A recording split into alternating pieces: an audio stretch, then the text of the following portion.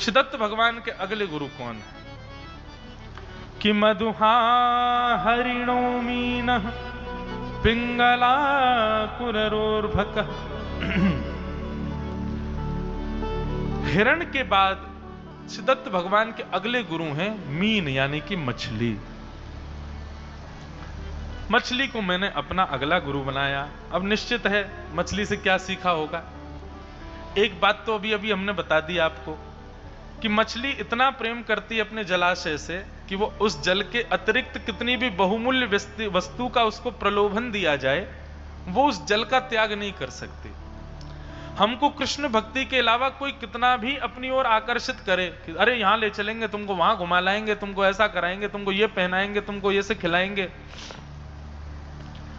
चाहे वो कितने भी श्रेष्ठ हो, हमको नहीं चाहिए। हमको ऐसे ही रहना है। हम ठाकुर जी के हैं, इसी बात में हमको अत्यंत प्रसन्नता है। तो मछली का पहला गुण कि वो जिससे जीवित है, जिसकी वजह से जीवित है, लाख कोई कोशिश करे उसका त्याग नहीं करती। हम किससे जीवित हैं? ठाकुर जी से जीवित हैं। ठाकुर जी ही हमारे सर्वोपरि हैं। सिसूरदास जी महाराज का ये पद मैंने प्रथम दिन या दूसरे दिन मेरे को थोड़ा सा आया था, लेकिन आज गा देता हूं। अब मैं नाचो बहुत गोपाल, अब मैं नाचो बहुत गोपाल, अब मैं नाचो बहुत गोपाल, अब मैं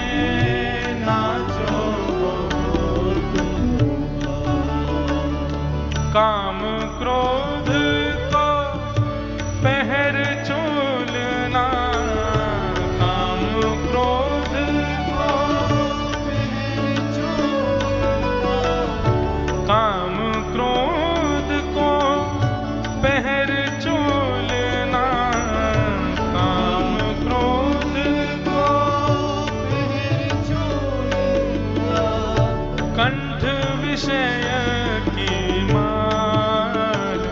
अब मैं नाचो बहुत गोपाल, अब मैं नाचो बहुत गोपाल, अब मैं नाचो बहुत गोपाल, अब मैं नाचो बहुत गोपाल।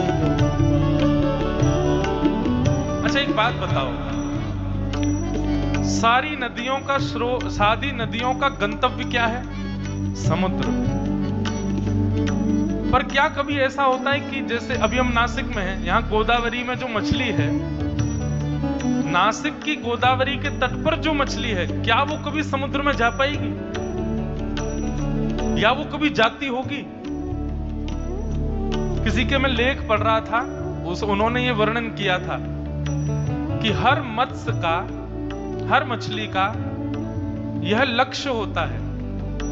जैसे हमारा लक्ष्य है कि हमें वैकुंठ चाहिए, ऐसी हर मछली का लक्ष्य होता है कि मैं एक दिन महासागर में मिलूं और महासागर में जाकर के उसका आनंद लूं, वो विशालता, वो गंभीरता, वो गहरापन उसका नापूं, उसमें जाऊं, उसमें जाकर के अपना जीवन यापन करूं।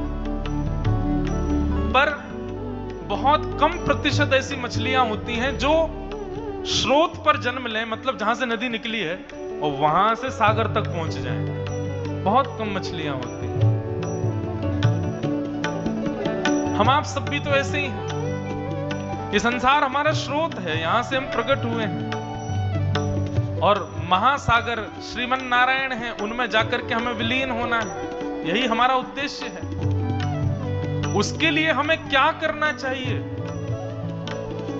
मछली हमें सिखाती है कि जिससे जीवित हो, जिसकी वजह से तुम हो, उसका कभी त्याग मत करो। और कोई कितना भी प्रयास करे, अगर तुमको उससे दूर कर दे तो एक ही ऑप्शन है तुम्हारे पास में, क्या? प्राण त्याग दो अपने। पर कृष्ण विमुख कभी मत हो। हम कृष्ण विमुख नहीं हो सकते। मछली यह उदाहरण देती है कि हम भले ही महासागर में ना मिल पाए, भले ही हमें मुक्ति ना मिले, लेकिन जीवन भर यदि कृष्णाश्रित रहेंगे तो हम ये रहेंगे कि हमने अपने जीवित होने का लक्ष्य पूर्ण किया है। हमने कम से कम कृष्ण को भजा तो है, उनके अलावा तो कहीं अन्योन्य आश्रय नहीं किया, किसी अन्य के आश्रय में नहीं चले गए हैं काम वासना या फिर अपनी इंद्रियों में आसक्त होकर के, सदा कृष्ण के रहे। सूरदास जी कह रहे हैं, नाथ अब हम बहुत नाच लिए संसार में, काम क्रोध को पहर चोलना, कंठ विषय की माल, अब मैं नाचो बहुत गोपाल, अब कृपा करो। पर एक बात बताएं, कई बार नृत्य ही सुख देता है, कई बार नाचने में ही सुख मिलता है। हम नहीं चाहते कि कीर्तन विश्राम हो और हमको आके कोई बैठा दे, ये नृत्य चलता रहे। आज का विषय इसी भाव पर जाएगा, श्री देवभूति माता लेकर के जाएंगी। श्रेष्ठ भक्त का लक्षण यह है, वो ठाकुर जी को भी नहीं मांग रहा है, वो कह रहा है जन्म जन्म देते रहो मुझे, और हर जन्म में मुझे फिर से शून्य पर छोड़ दो, मैं फिर से पार करता हुआ आपके पास आऊंगा, फिर गिर देना, फिर पार करता हुआ आपके पास आऊंगा। क्योंकि नाथ, ये आपको पाने के लिए उत्सुकता और आपको पाने के लिए जो क्रिया है ना, इसमें बड़ा सुख मिलता है मुझे। अब मैं नाचो बहुत गोपाल, अब मैं नाचो बहुत गोपाल, अब मैं नाचो बहुत गोपाल, अब मैं नाचो बहुत गोपाल। तो मछली से मैंने क्या सीखा? मछली से एक गुण सीखा कि वो जिससे जीवित है, जिसमें जीवित है, जिसकी वजह से है, उसका त्याग नहीं करती। और अन्यत्र कहीं जाएगी भी ना तो उसी तत्व में ही जाएगी। मतलब आप एक्वेरियम में रखना चाहते हो मछली को, तो है तो वहां भी जल ही, तत्व नहीं बदलना चाहिए। पेय पदार्थ बहुत सारे होते हैं, पर तत्व शुद्ध जल हो तो मछली जीवित रहती है। ठीक वैसे ही अगर हमें कोई ले जाना ही चाहता है, ठीक है, विशाल कथा नहीं है, 1 महीना की नहीं है, 3 दिन का प्रवचन है, वहां ले जाओ, 1 हफ्ता की कथा वहां ले जाओ, 1 दिन का सत्संग है वहां ले जाओ, 1 क्षण का सत्संग है उसमें ले जाओ, लेकिन सत्संग विहीन स्थान पर हम नहीं जा सकते। ये हमने मछली से सीखा। मछली से एक दोष सीखा, क्या? कि मछली अपने रसना इंद्रिय पर काबू नहीं पाती, और जिसके कारण कांटा डाल करके शिकारी बैठता है, उसमें कुछ अन्न का सामान लगा देता है और मछली उसको खाने के लिए अविवेक होकर के दौड़ती है और तुरंत फंस जाती है। मछली इतनी ज्यादा अपनी जीव की कच्ची होती है, आप अभी भी जाओ कहीं पर दाना डाल दो, कितनी मछलियां एक साथ इकट्ठी हो जाती हैं। वो ये विचार नहीं करती कि हमारी योग्य है कि नहीं है, वो तुरंत पाने आती है। इसलिए जितम सर्वम जिते रसे, अपनी रसना को जीतो, जिहुआ को जीतो। बंधु, मैं तो यहां पर मजाक मजाक में मंच से जो वस्तु का नाम बोल देता हूं, हमारे महाराज जी इतने करुणावान है, इतना ऐसा हृदय मैंने नहीं देखा, अगले दिन वही वस्तु मेरे लिए भिजवा देते हैं प्रसाद के लिए। कल मैंने 2-3 बार पानी पूरी बोला, आज सवेरे पानी पूरी आ गई। वाह भाई, नाश्ता में पानी पूरी कौन खाता है? लेकिन आज पहली बार अपने 27 वर्ष के जीवन में पानी पूरी का नाश्ता किया, बड़ा बढ़िया।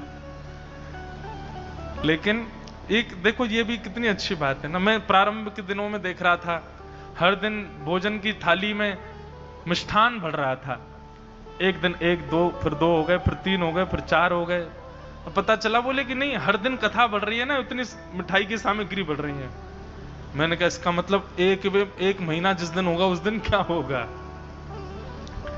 अच्छा महाराज जी, हम बड़े आनंद लेते हैं हम लोग, यहाँ महाराष्ट्रियन भोजन है। अब तो हमारी जीव को आदत लग गई, अब हमें लग रहा है कि नॉर्थ इंडियन शायद पा पाएंगे कि नहीं। अब तो यही कहीं रस, अब समझ में आ गया कौन सी वस्तु कैसे पानी है। पहले के कुछ दिनों में तो मिष्ठान को ही हम सब्जी समझ के उसी से रोटी खा जाते थे। बाद में पता, अरे ये तो मीठा है, इससे नहीं खाना है। लेकिन अब ज्ञात हो गया, अब संज्ञान हो गया कौन सी क्या वस्तु कैसे पानी, लेकिन इतना सुख मिलता है, इतना आनंद आता है। और महाराज जी बड़े हमारे ऐसे वात्सल्य मूर्ति, माउली हैं बिल्कुल, और ये मैया हैं, जैसे मैया होती है ना वैसा ही महाराज जी का स्वभाव भाव। कल रात्रि यहां कीर्तन चल रहा था तो थोड़ा श्रमित तो मैं हो ही जाता हूं, फिर रात्रि में थोड़ा ऐसे सर दर्द सा, तो मैं पीछे बैठे बैठे दवाई बना दी और तुरंत मेरे को लगा भी दी, दे भी दी, बोले लो पाओ सो जाओ ठीक हो जाओगे। तो ऐसा कौन, माँ ही करती है ऐसे भाव। इसीलिए हमारे महाराष्ट्र में विशिष्ट संतों को माउली कहते हैं, मैया कहते हैं, ये हमारी मैया है, हमारा ध्यान रखती। तो परम आनंद मिलता है। लेकिन बंधुओं, भक्ति में सबसे बड़ी बाधा यदि कोई है, जीव। अगर रस इंद्रिय पर आपका वश नहीं है तो निश्चित है जो व्यक्ति बहुत चटोरा है, लिख लीजिएगा, जो व्यक्ति की जीव पर वश नहीं है, ठीक है महीना हफ्ता में एक आध बार पाले कोई उसकी तो छूट है, लेकिन जो हर दिन अपनी जीव के चक्कर में पड़ करके कुछ ना कुछ नवीन ही प्रयास करता रहता है, निश्चित है उसकी बाकी की इंद्रियां भी खतरनाक स्थिति में हैं। उसकी बाकी की इंद्रियां भी अपनी चरमोत्कृष्ट स्थिति में चली गई हैं और वो परम संसार के उपभोगों में पड़ा हुआ है। अगर कोई बहुत चटोरा बैठा हो तो क्षमा करना हमको कि महाराज जी हमारे बारे में कह रहे, अरे आपने मंच से कह दिया, हमारे दोस्तों को पता है कि हम चटोरे हैं, वो मेरे को कहेंगे देखो तुम्हारे बारे में महाराज जी बता रहे हैं। देखो कई लोग ऐसा भी कह सकते हैं, ठाकुर जी को भी तो 56 भोग लगते हैं, काय को लगते हैं उनको 56 भोग, काय को पता, वो भी तो चटोरे हैं। ठाकुर जी प्रसाद, वो तो उनको तो दो मत दो सब में राजी हैं, ठाकुर जी को कोई वैसे भाव थोड़ी। भगवान से मत तुलना करो हर विषय की। पर मानव यदि अपने स्वाद के लिए बहु व्यंजनों का उपभोग करता है तो निश्चित है भगवत प्राप्ति में बाधा। भगवत प्राप्ति में बाधा दो लोगों को होती है, एक तो बहुत खाने वाले को और एक बहुत सोने वाले को। ये दोनों भगवत प्राप्ति में कहीं ना कहीं वंचित रहते हैं। इसलिए मध्यस्थ रहे, ज्यादा ना खावे ना ज्यादा सोवे। और एक और तीसरा एक और लिखो, बहुत बोलने वाले को भी, जो बहुत ज्यादा बोलता है उसको भी भगवत प्राप्ति में दिक्कत होती है, सांसारी चर्चा।